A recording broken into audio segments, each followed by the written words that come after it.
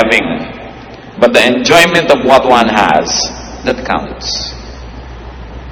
Kasi baliwala naman kung napakarami mong mga ari-arian, hindi mo naman na-enjoy. Baliwala ko, ang dami mo naipundar, ang dami mong naipon, pagkatapos hindi ka naman nabigyan ng pagkakataon na lasapin ang saya, ang sarap, ang kasiyahan na ibinibigay ng mga bagay na yan. So not all who possess enjoy the possession. And it is one irony of life. So many people work so hard to put up many houses that they never get to live in.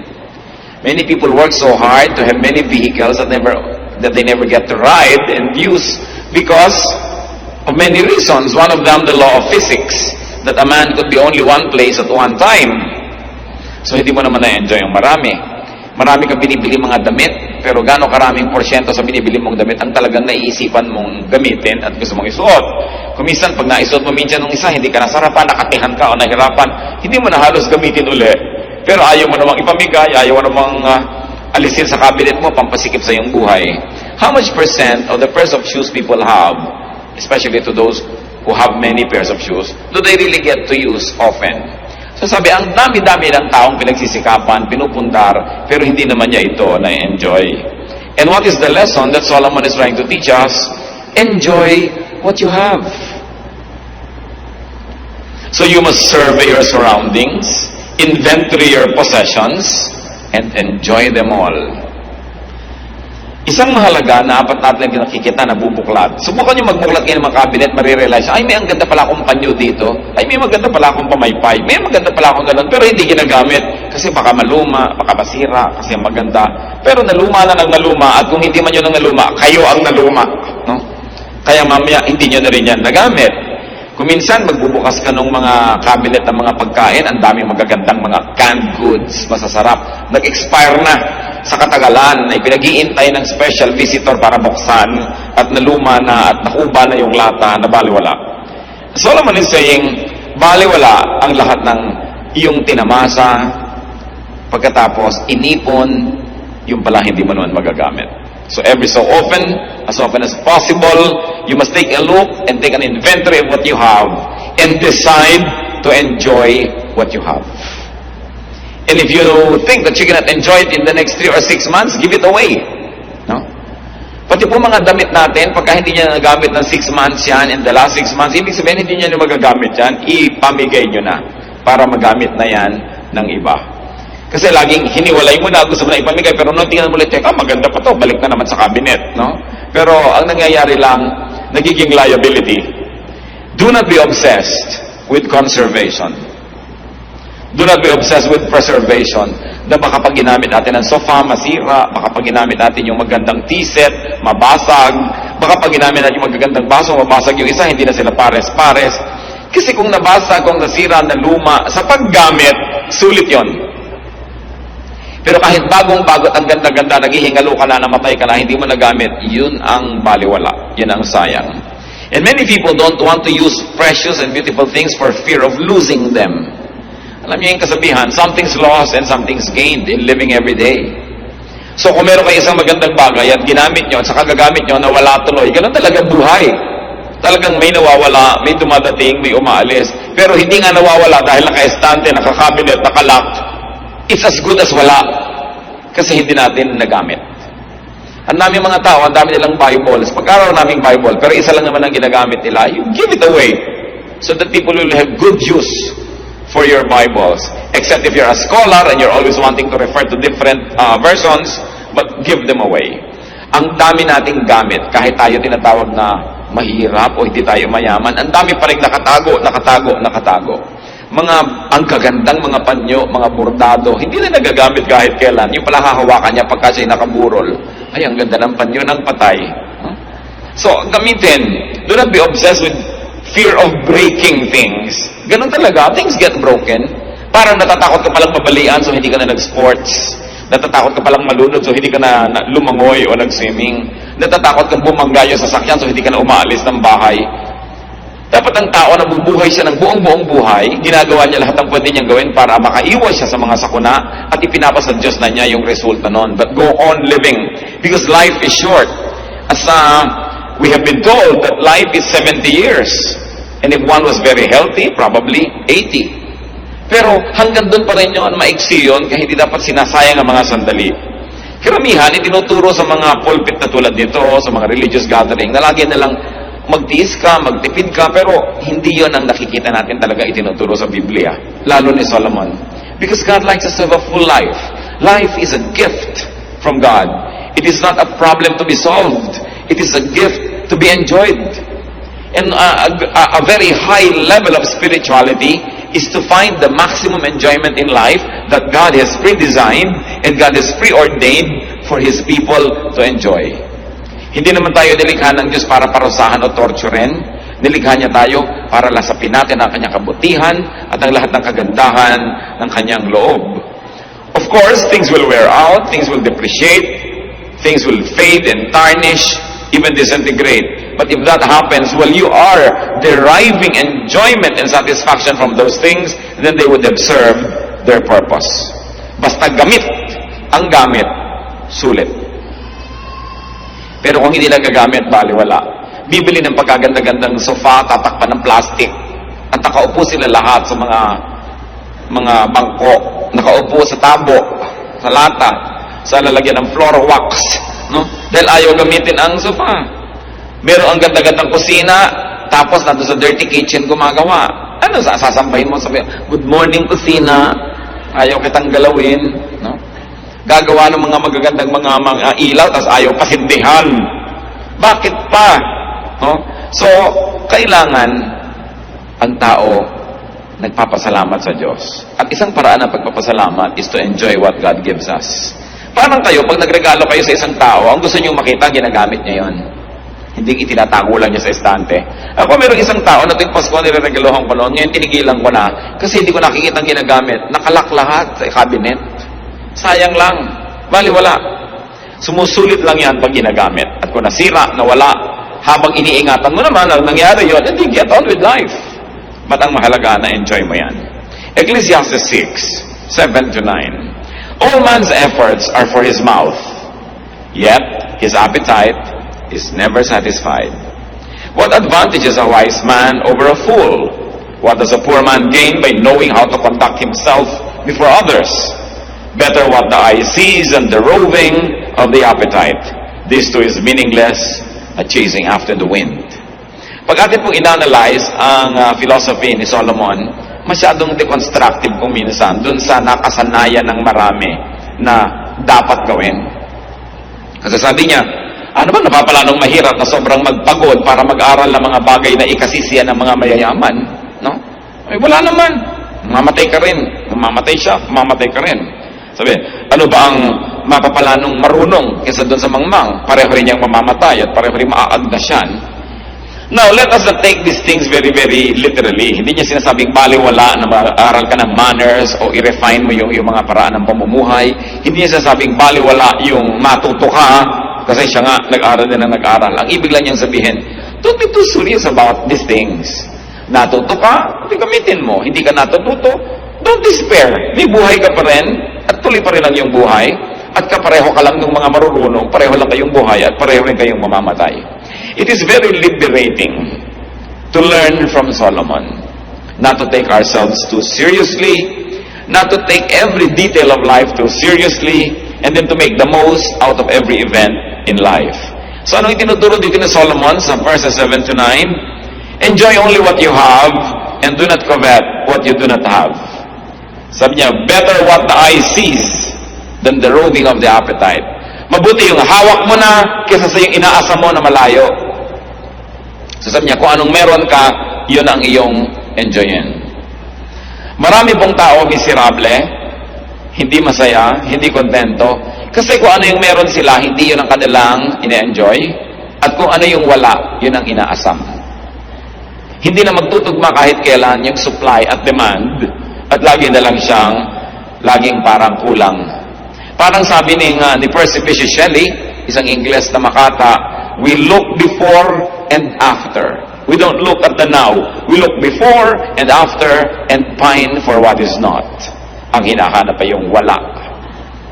Ang gusto ay yung hindi pwedeng mangyari. Kaya lagi na lang kulang at kulang. Mga kapatid, anong ibig sabihin to enjoy what you have? and not to covet what you do not have. It can mean misery, it can mean happiness, kung naintindihan natin ang ibig sabihin nun. Lahat ng tao, meron po tayong pag-aari. Meron tayong atin. Meron tayong sariling bahay. Kung hindi man, nire-rent mong bahay. O kaya nakikitira ka, arkinin mo sa iyong puso na ito yung bahay ko. Pero kung ang laging isipin mo yung bahay ng iba, hindi ka nasasaya. Ang bawat tao may trabaho, may profesyon, may ginagawa. Kung ang lagi mong kinakaingitan yung ginagawa ng iba, ano lang mangyayari sa buhay mo? Lahat tayo may kakayahan, may talento. Lahat naman tayo may ilong. May tao ba namang walang ilong? Pero laging ilong ng may ilong ang kinakaingitan mo at gusto mo maging korte ng ilong mo ang ilong niya, hindi ka talaga sasaya. Ang sinasabi ni Solomon, ayan ka, maraming binigay sa iyo Diyos. May mata ka, may ilong ka, may kamay ka, may kulay ka, yan ang kutis mo. Ba't laging gusto mong maiba yan? Kaya lagi ka nalang laging kulang, kaya lagi ka nalang hindi masaya. Desiring this man's art or that man's scope, with what I most enjoy, contented least. Sabi naman ni Shakespeare. Lagi nila gusto ko yung kaya niya, yung ginagawa niya, yung talento niya. Kaya tuloy nagsisikap ang tao at sabi ni Solomon, napakaraming pagsisikap ng tao dahil lang sa inggit sa kapwa. Kaya lang naman aral lang aral, hindi naman dahil gustong matuto, dahil gusto niya mas mataas yung grade niya kaysa sa kanyang classmate. Kaya naman palaki ng bahay, hindi naman dahil kailangan kasi nakikipag-compete pala siya sa laki ng bahay sa barangay nila o kaya sa mga kapatid niya o sa mga pinsan niya. Sabi niya, so much of what man does is born out of envy. Kaya nakikipag-compete. No? Tama na sana yung kanyang waistline, pinapalit pa kasi nakikipag-contest pala siya sa isang mas maliit naman yung baywang. Hindi ka natitigil dahil sabi nga sa Desiderata, there will always be the greater and the lesser person than yourself. So what is important is for you to be at peace with yourself. Ito yung height ko, ito. Ito yung weight ko. What I'll do is I'll do my best so that I'll be healthy, pero kung talagang doon na lang, ito ako. Ito yung kulay ko, ito yung buhok ko. Kaya napakaraming tao nakakalbo. Sa dami na nang inilagay ng mga asupre sa ulo para mag-straight ang hair. No? Kung kulot ka ba, di kulot. Marami ka pang mahuhuling insekto. Bakit laging kailangan iba? No? And because of the evils of advertising that forever makes you unhappy with yourself, forever making you covet what other people are and what they have, then people end up being unhappy. So do not covet what you do not have. Ecclesiastes 6:10 to 11.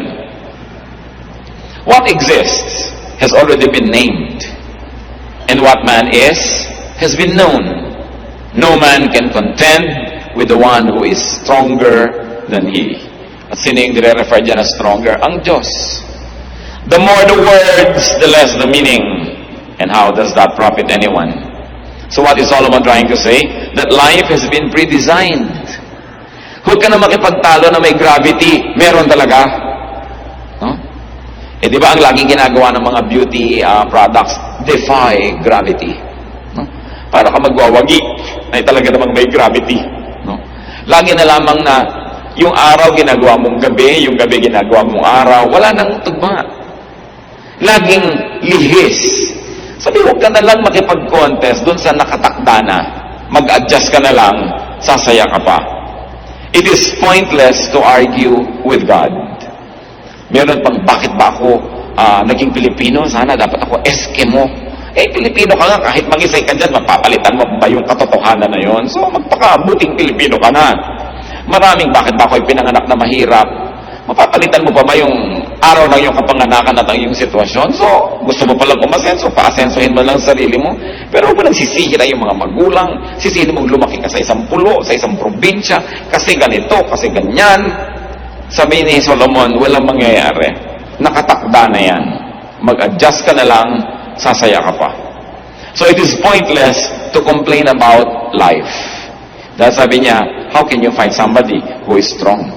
Meaning God. If God in His infinite wisdom has so ordained that this is going to be like this, then let it be. Samantalang hindi naman naniniwala ang inyong lingkod na bawat detalye ng buhay natin ay nakaguhit na, nakasulat at nakatakda na para lang isang script na babasahin, pero may general framework ang buhay na talagang nakatakda at hindi na yun naiiba pa. Yung mga detalye na lang how you deal with it. Halimbawa, talagang tao ay mamamatay. Kung nakatakda yun, may magagawa ka ba para ibahin yun? Pero siguro naman, kung nag-iingat ka sa buhay at kinakasihan ka ng magandang panahon, mapapahaba mo ang iyong buhay kaysa sa iba na hindi maingat. Pero kahit mapahaba mo pa ng plus 20 years yan, mamamatay ka pa rin. Na kahit anong gawin mo, ang tao talaga ay nakakasakit. So kung lagi ka nalang takot na takot magkasakit, hindi ka na nagkaroon ng life because you're always afraid that you might get infected, then you will be miserable. May general rules. Those are unchangeable. But the details you may influence with your character, with your prayer, and with the way you live your life. But there are unchangeable realities that we really simply have to accept. At mas tahimik ang buhay kung hindi tayo makikipagtalo at makikipagtuos sa bawat ganon. Merong mga ganyan mga tao pagka gusto ninyo magpahinga, gusto niya maging active. Pag gusto niya maging active siya, pahinga. In one family, it is horrible to have a member like this. Lahat kayo gusto niyo mag-outing, biglang gusto niyo mag-stay home. Yung kung kayo north say south, kung kayo east say west, laging kalaban ng kalaban ng kalaban. There's always contention, there's always stress, and there's very little relaxation and happiness. So sabi nga, umayon. No? Umayon. Umayon sa panahon, may tag-init, may tag-lamig. Mga Pilipino lang ang init. Para naman bago ng bago, dito ka na nga lumaki, dito ka na tumanda, naninibago ka ba na mainit pag tagaraw? Ang init, ang init. Talagang ganun, mainit ka dito Mabuti ka, mainit dito sa atin. Yung ibang tao, namamatay naman sa lamig sa ibang lugar, no? So, laging baligtad. Alam niyo ba na isa sa mga pinakamabiling tsokolate sa Amerika na tinatangkilik ng mga Pilipino? Choknat. Nung nandito sa Pilipinas, walang inasam kundi kumain, no?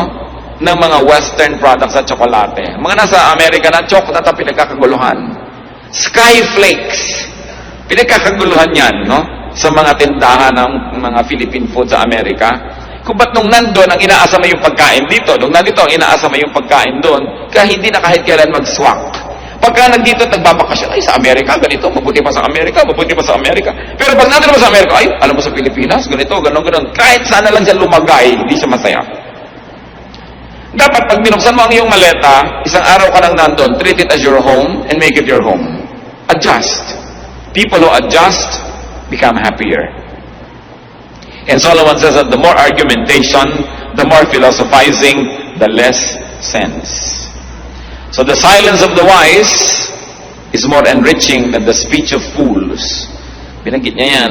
The fools are always talking. They're always complaining. Silence is a speech. Kaya even the silence of God can be the answer to our prayers. It's already the answer. Silence. Pagka tayo may mga tinatanong, hindi sumasagot. Huy, sumagot ka. Silence is the answer. No? Nagte-text ka sa tao, hindi ka sinasagot. Ba't di ka sumasagot? Gusto mo sabihin, yung hindi ko pag-text sa'yo, yun ang sagot ko. Ayoko makipag-text sa'yo. Yun ang sagot. Hindi mo ba kayang maintindihan yung silence? When yet Solomon is saying, people are always talking, and fools are always displaying their ignorance by talking a lot. And especially when you talk against life. When you talk against who you are. Tayo mga Pilipino, mahilig pababain ang sarili natin. Laging talking against Filipino-ness, against our culture, against our country. So anong nangyayari? May nasosolve ba tayo? Wala din. Dahil may kapangyarihan po yung spoken word. It is very mysterious, but usually what you always say, begin to happen. Kaya kung ano yung gusto natin mangyari, yan ang sabihin mo. Kung gusto mong yung anak mo ay sumipag, laging, ang sipag ng batang ito. Masipag yan. Ang sipag niya, hindi lagi sabihin, batang yan tamad. Lalo nagkakatamad-tamad. No? Pagka sinabi mo, mahirap na sundo yung biyanan ko, ang hirap talaga. Ako, mahirap maugali niyan. Lalong lumalala. Isang hiwaga yan na dapat nating sigurong arukin at pag-aralan, the power of the spoken word. Sa bagay, hindi naman katakataka. Kasi ang Diyos nga, sinabi niya, let there be light. Nagkakalight. No? Let this happen, nangyayari. We were created in God's image. So, mahirap ang ma-connect na may kapangyarihan ng ating salita. So, talk positive. No? Instead, negative. Because what we say have a mysterious way of becoming real in our lives. Then, verse 12 of Ecclesiastes 6. For who knows what is good for a man in life? During the few and meaningless days he passes through life, through like a shadow. Who can tell him what will happen under the sun after he is gone? Itinatanong ni Solomon, sino nga bang nakakaalam kung ano ang mabuti para sa tao? Sino ang makakapagsabi kung ano ang mabuti para sa kanyang kapwa? Dito sa maiksing buhay na ito, na napakarami namang walang kahulugan. Meron bang makapagsasabi kung ano ang naghihintay na bukas sa atin? Kung ano ang mangyayari sa hinaharap? So what is Solomon trying to say here? That no one really knows the mystery of life. No one. No one really knows the dynamics of man, how to live, and what is good for others and for himself. So anong i-apply natin dyan? Talagang kani-kanyang aral, kani-kanyang trial and error ang buhay. Pati pagpapalaki ng mga anak, wala yang formula. Alam nyo yan, kayong mga nakapagpalaki na. May pinalaki kayong anak sa higpit. Hindi nag-work. Meron naman kayong pinalaki sa luwag. Hindi rin nag-work. May pinalaki ka sa layaw, may pinalaki ka sa tipid. Wala kang makitang rule how to raise children. Why? Kasi kahit pare-pareho ang policy mo sa iba't iba mong anak, iba-iba ugali niyan. O kaya iba-ibahin mo naman yung policy mo, iba-iba pa rin yung ugali nila, hindi mo na mahanap. Kaya meron, huy, bakit ang luwag-luwag mo? Nasubukan ko na yung mga panganay ko, ang higpit ko, ayan ang mga nangyari. Hindi rin nag-click. Sinasabi ni Solomon, walang nakakaalam niyan. At ano ang application sa ating buhay, mga kapatid?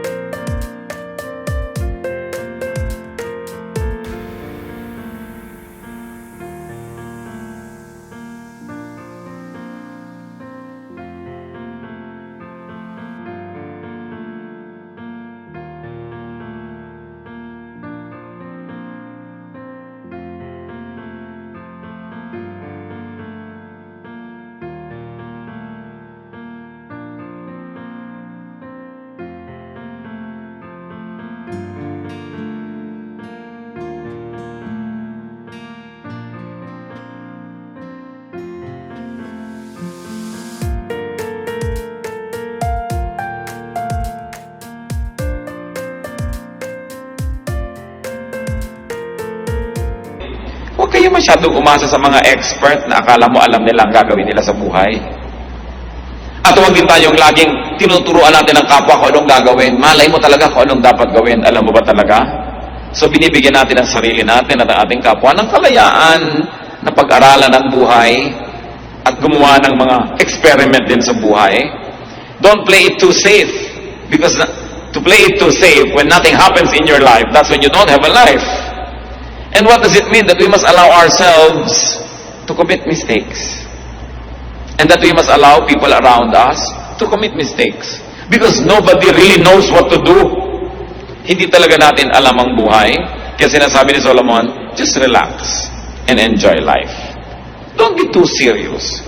Gusto mo lagi kang maging top, maging honor, hindi ka na lagi mag-enjoy niyan. O may mga grading period, may mga time na hindi ka honor, di wag. Ngayon, kung kaya mo lagi maging honor without stealing happiness from your own self and without making other people miserable, then it's all right. You don't always have to be number one. And brothers and sisters, if you can, whenever you can, be wise. Don't be number one. Yan ang isa sa mga pinakamahirap na mga pasanin sa buhay, that you are number one.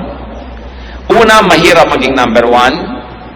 Pangalawa, ang hirap i-maintain ang pagiging number one. Wala ka na gagawin kundi i-maintain yan. Look at many students, na mga honor students, they are robbed of their childhood. Lagi na lagi sinusubsub ng nanay sa pag-aaral, mag-aral. Hindi na naging bata kahit kailan. Hindi na nakapag-enjoy na maging bata. Kasi may obsession. Kung obsession ng magulang, yung anak niya laging malinis, hindi na nag-enjoy ang bata, parang manika na nasa eskaparate. You know, a child must be clean enough to be healthy, but dirty enough to be happy. Parang bahay din. A house must be clean enough to be healthy, but dirty enough to be happy. Kasi kung minsan parang ospital na yung bahay mo, ang higpit pala nung misis na nakatira doon, no? Pati yung asawa, pagka humiga sa kama, nalukot. Tumayo ka, nalukot. Ayusin mo na natin. Nilalayasan ng asawa yung mga ganon. There must be a little carelessness, a little, relaxation for life to be nice. Merong mga tao nakahiga na lang at lahat, may makikita pang kaprasong palito sa sahig, babangon pa para linisin. Sobrang obsessed. Pero, you don't only make yourself a slave, but you make everybody else around you miserable, especially when they do not share your enthusiasm, and they are compelled to dance to your music. Kaya dapat din natin ginagawang goal yung madali tayong makasama, yung masarap tayong kasama. No? Hindi yung napakahirap kang kasama, lahat para nakatungtong sa dulo ng sibat. Kailangan mag-balance ka, lahat ng gagawin mo din, numero. So, hirap na hirap ang iyong kasama. Let others enjoy their lives. Why? Because Solomon said, nobody knows how to live life. So don't pretend that you know, and don't pretend that you can impose on others how to live. Hindi ko mo ikaw ang kumikita, hindi ko mo ikaw nagpapakain sa yung mga tinatangkilik, yung style mo na lagi ang masusunod, yung haba ng patilya, gusto mo ang patilya ng lahat ng pakain mo sa buhay, yung paraan mo ng pagkain, yung timpla ng iyong suka, ang gusto mong masunod ng lahat, dahil ikaw yung may pera. Giving people around us the freedom that God has really intended for every human being is one of the greatest gifts that we can give to people. Napakarami pong buhay, mga kapatid, hindi talaga naipamuhay ng may-ari kasi nakasunod lang sa anino ng iba. Lalong-lalo kung meron tayong tatay o nanay o lolo o tita na very domineering, and they also happen to be economically powerful, many lives are never lived. They just become footnotes of the life of the people who control them. Ang Diyos ay hindi niya ginagawa yan. Binigyan niya tayo ng freedom. To the point kasi Adam and Eve sumuway na. Hindi naman niya hinawakan yung kamay para huwag sumuway kasi binigyan niya ng freedom. And because we really don't know, nobody's really sure what works and what doesn't, we must permit the other person, those who are near us, to live life in the way they think they should live it. We should not even impose our morality, even our religious beliefs on others, because even a religious belief is very personal. Ayaw mong kumain ng ganito, huwag mong ipilit sa iba. Ayaw mo ng ganitong gawin dahil sa iyong morality, huwag mong ipilit yan sa iba. Kasi tayo isa-isa, kanya-kanyang haharap sa Diyos. Kanya-kanya tayong mananagot. Ecclesiastes 6:12, for who knows what is good for a man in life? Talagang napakaraming susubukan mo para mo malaman. No one really knows what is good for a man in life. Tanong, lahat ba ng mga financial advisor mayaman? Diba ang dami ngayon, may bagong profession ngayon sa bangko, yung wealth manager. Ang itatanong mo na, teka muna, wealthy ka ba? Hindi po, empleyado po ako dito. Anong malay mo na mag-manage ng wealth ko? Wala ka naman palang wealth. No? At hindi mo naman pala nagawang wealthy ang iyong sarili. Mga counselor, kaya kung counselor, itong tama. Teka, tahimik ba ang buhay mo? Payapa ba kayo mag-asawa? No? Tahimik ba ang iyong pamilya? Tapos counsel ka ng counsel dyan. So, do all counselors enjoy a peaceful life? Are all doctors healthy? Are all caregivers strong? Are all preachers godly? Can fortune tellers tell their own fortunes? Bakit marami manghuhula na mamatay, hindi nila nahulaan na mamamatay sila? No? Can all fortune tellers foretell their own future? Are parents and elders always right? You know that the answer to all this is no. So who are we to impose on others? Ang Diyos ang lumikha sa bawat isa sa atin. Meron tayong mga hiram na mga roles. May authority ka over your children, over, or your students, kung teacher ka. Pero hiram na role lang yon kasi ang tunay lang na authority, Diyos. At ang Diyos, God sets people free. God allows people to know even through elimination and through committing an error. So they say, it was wrong, then I know I'm better now. We must never live the lives of others for them. At yan ang problema ng mga taong sobrang dominante. Control natin ang lahat. Let go. Because they don't enjoy and neither do you.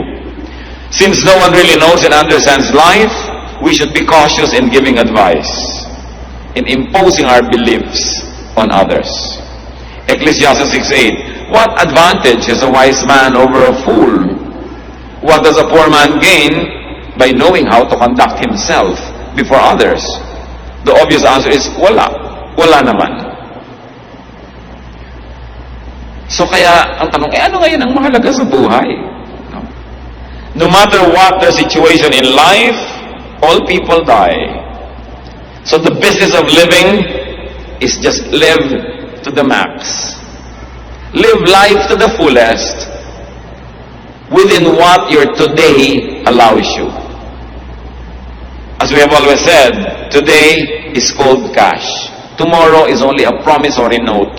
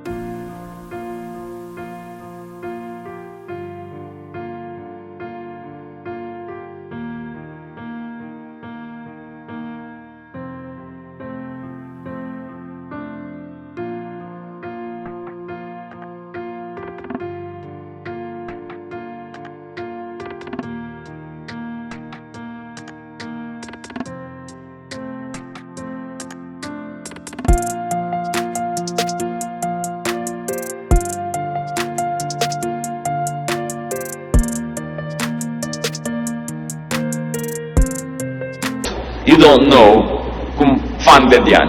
You don't know if it will be good. So don't fail to enjoy today. Live your life and let others live theirs.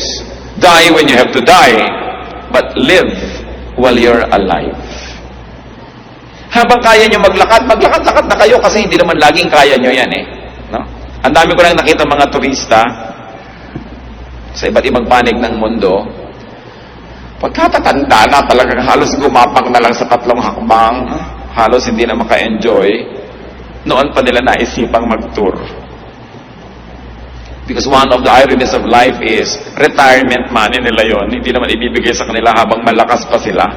So you see, yung mga biro ng buhay, kung kailan ka nabigyan ng pera, yung hindi ka na makakagalaw, so, dapat minamaximize natin habang tayo may lakas, habang tayo may kamataan na lalalabi sa ating katawan, i-maximize nyo na yung pwedeng gawin. Because you are not sure if your strength will stretch together with your years. Kaya sayang yung, hindi ko pa ito nagawa noon, hindi ko pa nagawa. That's why we counsel young people not to marry very early. Kasi pag nag-asawa ka, lalo nagkaanak ka na, ang dami mo nang hindi magawa eh. No? Na dapat sana to sa edad mo na yun nagagawa mo pa. Kaya nasisira ko, napakaaga ko minsan ang nagiging mga pag-aasawa, lalo't wala namang maraming pera. Live while you are alive. Kung atin pong kukuhanin yung central teaching ng Ecclesiastes, yun eh. God gave you life, live it to the fullest. Don't let others live it for you, and don't live their lives for them. So what do you have that you do not enjoy? Dapat siguro balikan natin yun.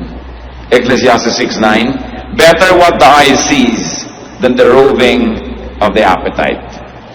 Mas mabuti pa yung nasa sayo kahit konti kesa yung malaki pero hindi naman sayo at inaasam mo lang. Ang ibig sabihin nitong si Solomon. Mag-review tayo mga kapatid. Anong meron kayo na hindi nyo na-enjoy? Maaaring mga material possessions, maaaring talent or skill, maaaring friendship and social skill, kasi hindi pwedeng walang-wala ka. Laging meron ka. May kaibigan ka, may kakilala ka, may kakayahan ka, may talent, meron kang damit, meron ka sigurong bahay, kung ano man yon. Pero isang pagtataksil sa kabutihan ng Diyos na yung meron tayo, hindi natin ma-enjoy. Pagkatapos, aasam-asam ka dun sa nasa iba at wala ka. Baligtad. At ito pong Ecclesiastes 6:9 na ito, napakalinaw sa contemporary English version. Sabi, It is better to enjoy what we have than to always want something else. Because that makes no sense. It makes no more sense than chasing the wind. Aming Diyos, kami po ay nagpapasalamat dahil marami kayong binibigay sa amin. Kung kami binigyan mo ng anak, salamat. Kung kami binibigyan mo ng asawa, salamat.